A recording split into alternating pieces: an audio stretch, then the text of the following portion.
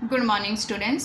9th वाले बच्चे, सिद्धि हिंदी विद्यालय के इस ऑनलाइन क्लासेस में आपका हार्दिक स्वागत है।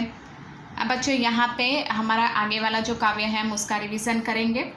जो लिखा है यहाँ पे कोकिल बोलो तो, ये काव्य का शीर्षक है और लिखने वाले जो कवि हैं साहित्यकार हैं माखनलाल चतुर्वेदी। आपकी किताब में उनका चित्र उनका दिया गया है, माखनलाल चतुर्वेदी। ठीक है, उनका जन्म जो है वो मध्य प्रदेश के होशंगाबाद जिले में बाबई गांव में हुआ था। 16 वर्ष की अवस्था में शिक्षक बने। मतलब यहाँ पे हम थोड़ा सा अनुमान लगा सकते हैं कि 16 वर्ष की आयु में तो इंसान कहाँ होता है, उनकी खेलने कूदने की उम्र होती है। लेकिन माखनलाल चतुर्वेदी यहाँ पे 16 वर्ष के थे तभी वो एक अध्यापक बन गए।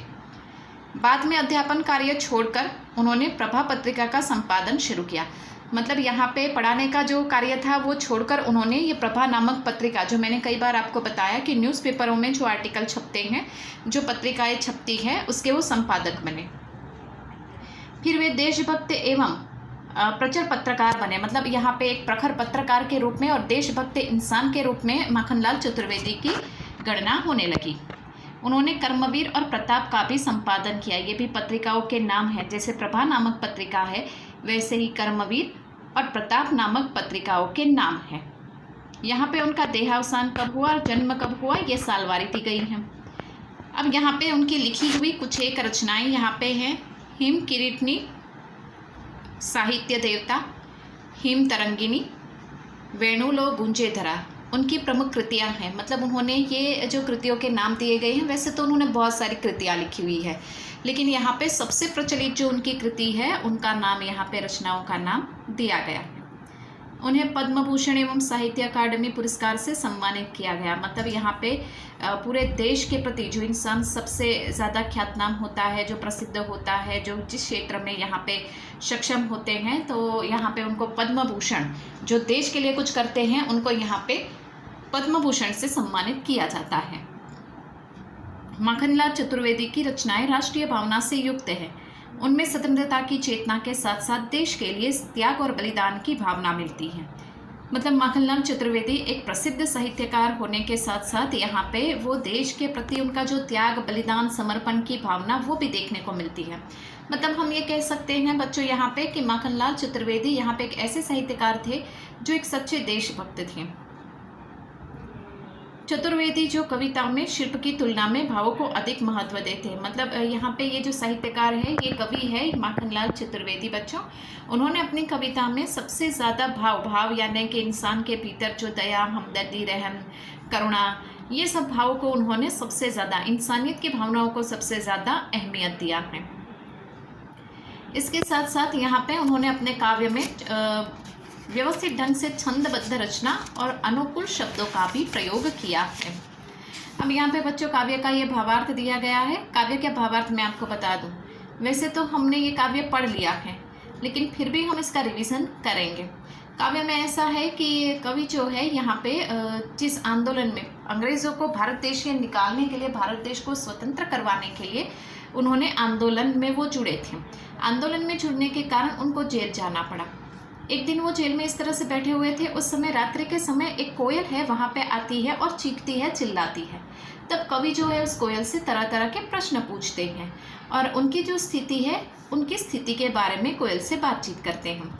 उसके ऊपर बच्चों ये काव्य लिखा हुआ है। काव्य की शुरुआत करते हैं बच्चों। कैदी और कोकिला।